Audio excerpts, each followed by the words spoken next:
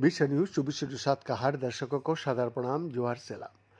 दर्शक, यशस्वी प्रधानमंत्री नरेंद्र मोदी जी ने सिकंदराबाद यानी तेलंगाना में एक जनसभा को संबोधित करते हुए मिडिल ईस्ट में चल रही जंग का असर को लेकर कई अहम बातें कही।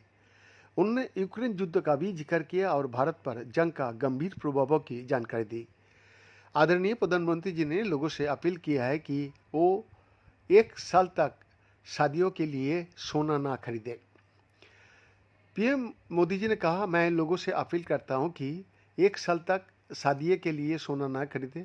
कोरोना काल के दौरान हमने work from home, online meetings और वीडियो कॉन्फ्रेंस जैसी व्यवस्थाओं को अपनाया था।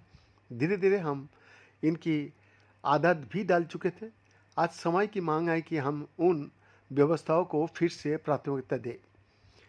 प्रधानमंत्री मोदी जी ने आगे कहा कि पिछले 2 महीने से हमारी परस में जंग चल रही है।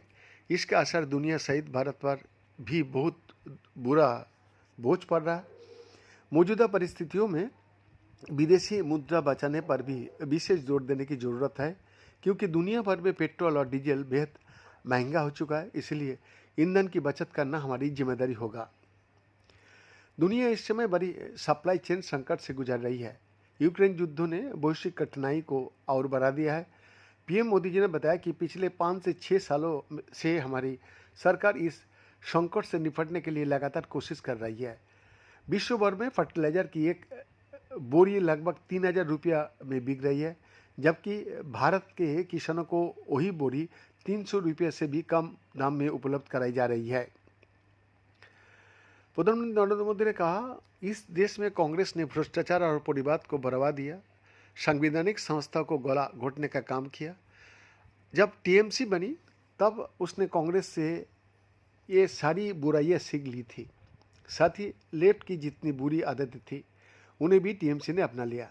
बंगाल चुनाव को लेकर पीएम मोदी ने कहा कि बंगाल की जनता ने राजनीति के ऐसे भयावह और तानाशाही मॉडल को पराजित किया, इसलिए पूरे देश में उत्सव है।